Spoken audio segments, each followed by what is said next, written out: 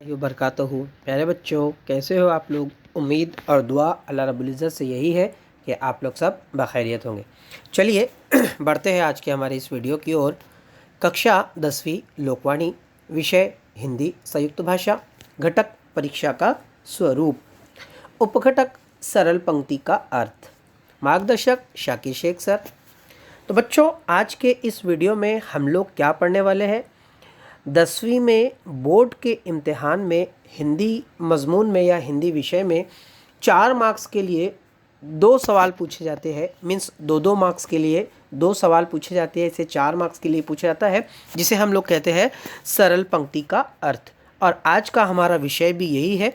आज हम लोग इसी पर बहस करने वाले हैं, या इसी पर जो तो हम लोग बात करने वाले हैं कि सरल पंक्ति का अर्थ किस तरीके से आसान करके लिखा जाए। तो बच्चों, ये video very very very important होने वाला है। आप लोग इसको अंत तक ज़रूर देखें। चलिए बढ़ते हैं। तो बच्चों, सबसे पहले तो वेलकम है आप लोगों का हमारे इस educational YouTube channel let's crack it with Sheikh sir पर। बच्चों, जो भी इस चैनल पर सबसे पहले नए हैं वो लोग चैनल को सब्सक्राइब कर लीजिए। सब्सक्राइब करने के लिए आप लोग को वहाँ पर स्क्रीन पर लिखा हुआ आ ही रहा होगा, वहाँ पर आप लोग सब्सक्राइब कर लीजिए और उसी के बाजू में बेल आइकन दिया गया है, उसको आप प्रेस कर दीजिए, ताकि जब भी कोई नया वीडियो ग्रुप पर या चैनल पर अपलोड किया जाए तो आप लोगों को इसका नोटिफिकेशन मिल जाए। चलिए बढ़ते हैं आज की इस वीडियो की ओर। तो बच्चों देखिए, आप लोगों का जो दूसरा विभाग है, जिसे पद्य विभाग कहा जाता है, जिसे हम लोग कविता कहते हैं, ठीक है। उर्दू में अगर कहा जाए तो नज़्म कहा जाता है, इंग्लिश में पोएम कहा जाता है, ठीक है। यह है आप लोगों की पोएम। मैं प्रश्न नंबर 2 को पढ़ के सुना देता हूँ आप लोग को। प्रश्न नंबर 2 का अ, निम्नलिखित पद्यांश पढ़कर सूचना के अनुसार कृतियाँ कीजिए। देखिए, पद्यांश को पढ़कर यानी कविता को पढ़कर जो भी आप लोग को हिदायत दी जाएंगी उसके मुताबिक आप लोगों को अमल करना है, ठीक है। और ये कविता जो तो दी गई है, कविता का टाइटल है, यहाँ पर टाइटल दिया नहीं गया है, लेकिन हम लोग को उसका लेख देखकर जो तो समझ में आ रहा है, उसकी पंक्तियाँ देखकर समझ में आ रहा है कि ये सोंधी सुगंध से जो तो ली गई है, ठीक है। तो कविता को मैं बाद में पढ़ दूंगा, पहले आप लोग को डायरेक्टली सवाल बता देता हूँ। देखिए, इस पर पहला सवाल पूछा गया है, आकृति पूर्ण कीजिए, जो कि उसमें से पूछा गया है। दूसरा सवाल है, एक शब्द में उत्तर लिखिए। और तीसरा सवाल आप लोगों का यहाँ पर जो तो दिया गया है, जिसे हम लोग सरल पंक्ति का अर्थ कहते हैं, ठीक है। यहाँ पर अगर आप लोग अगर देख रहे होंगे तो देखिए यहाँ पर भावार्थ, ठीक है, क्या दिया गया है, भावार्थ। और भावार्थ को ही सरल अर्थ भी कहते हैं, ठीक है, सरल अर्थ।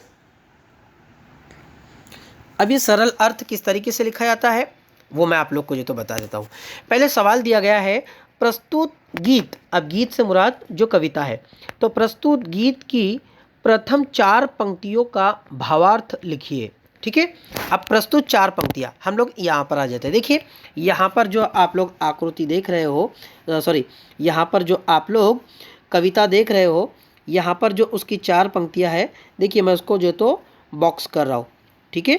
ये है उसकी 4 पंक्तियाँ, और ये जो पहले की जो 2 पंक्तियाँ है, ये उसकी इंट्रोड्यूसिंग लाइन है, ठीक है। मीन्स ये रिपीटेशन हुई है बार बार कविता में कि सोंधी सोंधी सुगंध माटी से बोली, बादल बरस गया, धरती ने आँख खुली, ठीक है। तो ये उसकी इंट्रोड्यूसिंग लाइन है। लेकिन उसकी जो पहली प्रथम 4, प्रथम का मतलब ही होता है बच्चों पहला, ठीक है, क्या होता है, पहिला या पहला, ठीक है। तो पहले 4 पंक्तियों का अर्थ आप लोग को जो तो उसका लिखना है। तो जिसको मैंने बॉक्स किया हूँ, ये उसकी पहली 4 लाइनें हैं। 4 लाइनें क्या है, चारों ओर हुई हरियाली कहे मयूरा, सदियों का जो सपना है हो जाए पूरा, एक यहाँ पर नहीं अकेला होंगी टोली, सोंधी सोंधी सी सुगंध माटी से बोली, ठीक है। आइए सवाल को देख लेते हैं, ठीक है।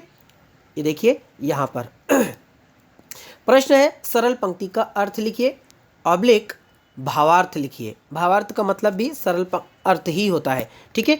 यहाँ पर मैंने डायरेक्टली 4 मार्क्स कहा हूँ उसको। 4 मार्क्स इसलिए क्योंकि आप लोग को कविता नंबर 1 में 2 मार्क्स के लिए और कविता नंबर 2 में फिर 2 मार्क्स के लिए आप लोग को पूछा जाएगा, इसलिए 2 + 2 = 4, यानी 4 मार्क्स के लिए आप लोग को सवाल पूछा जाएगा।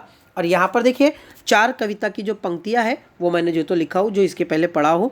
चारों ओर हुई हरियाली कहे मयूरा, सदियों का जो सपना है हो जाए पूरा, एक यहाँ पर नहीं अकेला होंगी टोली, सोंधी सोंधी सी सुगंध माटी से बोली। अब आ जाते हैं हम लोग डायरेक्टली सरल अर्थ पर। देखिए बच्चों, सरल अर्थ लिखने के लिए आप लोगों को सबसे ज़्यादा जो ज़रूरी है, वो सबसे ज़्यादा ज़रूरी क्या है कि आप लोग को दो चीज़ का पता जो तो होना बहुत ज़रूरी है। ठीक है, अब वो दो चीज़ें क्या है? वो दो चीज़ें आप लोग की है, सबसे पहले तो आप लोगों को कविता का शीर्षक पता होना चाहिए। ठीक है, मीन्स कविता की पंक्ति जो तो कौन सी कविता से ली गई है। ठीक है, ये पहला। और दूसरा है कवि का नाम। ठीक है, कवि का नाम। ये दो चीज़ें अगर आप लोग को पता है तो आप लोग इसको बहुत आसान तरीके से और अच्छे अंदाज में आप लोग उसको जो तो लिख सकते हो। ठीक है, यहाँ पर देखिए मैंने उसको कवि और कविता के नाम को जो तो मैंने बोल्ड भी किया हो, आप लोग यहाँ पर जो तो देख सकते हो। ठीक है, यहाँ पर ये कविता का नाम है और यहाँ पर ये जो बोल्ड में दिया गया है नीचे। ठीक है, डॉक्टर कृपाशंकर अचूक जी, ये कवि का नाम है। आइए हम लोग कविता को देख लेते हैं। देखिए, उत्तर आप लोग का है प्रस्तुत पंक्ति कविता सोंधी सुगंध से ली गई है। इसका मतलब होता है कि दी गई लाइन नज्म सोंधी सुगंध से ली गई है। ठीक है, जिसके कवि डॉक्टर कृपाशंकर शर्मा अचूक जी है। जिसके जो शायर है, उर्दू में कहा जाए तो जिसके शायर का नाम डॉक्टर कृपाशंकर शर्मा अचूक जी है। ठीक है, प्रस्तुत पंक्ति, देखिए प्रस्तुत का लफ्ज़ी मानी होता है पेश की गई या दी गई। ठीक है, जो भी पंक्ति हम लोग को दी गई थी, तो प्रस्तुत पंक्ति में डॉक्टर कृपाशंकर शर्मा अचूक जी कहते हैं कि, तो बच्चों यहाँ तक आप लोगों को जो तो देखिए, यहाँ तक आप लोग को बिल्कुल एज इट इज़ याद रखना है। कहते हैं कि यहाँ तक जो है आप लोग को ऐसे के ऐसे ही लिखना है। अगर यहाँ पर कविता सोंधी सुगंध को हटाकर अगर कोई दूसरी कविता जैसे अति सुहद श्याम जू ये अगर लिया जाए तो यहाँ पर कविता का शीर्षक बदल जाएगा। ठीक है, यहाँ पर अति सुहद श्याम जू आ जाएगा। ठीक है, और उसके बाद जो दूसरा दिया गया है यहाँ पर डॉक्टर कृपाशंकर शर्मा जी, इसको हटाकर जो है तो अति सुहद श्याम जू के जो कवि है उनका नाम क्या है? रस खान। ठीक है, क्या है? रस खान। तो सिर्फ ये चेंज होगा, तो आप लोग को यहाँ पर यही चेंज करना है और बाद में जो कविता का जो भी अर्थ उसमें बताया गया है उसको आप लोग को बना के लिखना है। देखिए, जैसे कि प्रस्तुत पंक्ति कविता सोंधी सुगंध से ली गई है, जिसके कवि डॉक्टर कृपाशंकर शर्मा अचूक जी है। प्रस्तुत पंक्ति में डॉक्टर कृपाशंकर शर्मा अचूक जी कहते हैं कि सोंधी सुगंध मिट्टी से कहती है कि वर्षा के आने से मयूर, मयूर मतलब कि मोर, मयूर बहुत प्रसन्न है। वो अपने पंख फैलाकर खुशी से नाच रहा है। मयूर ये भी कहता है कि सदियों का अर्थात काफ़ी समय से पूरी प्रकृति को वर्षा ऋतु का इंतज़ार था, जो पूरा हो गया है। मतलब बारिश का इंतज़ार था, बारिश के मौसम का इंतज़ार था और बारिश का मौसम यानी कि सदाबहार का मौसम अब आ चुका है, तो उसका जो इंतज़ार था वो पूरा हो चुका।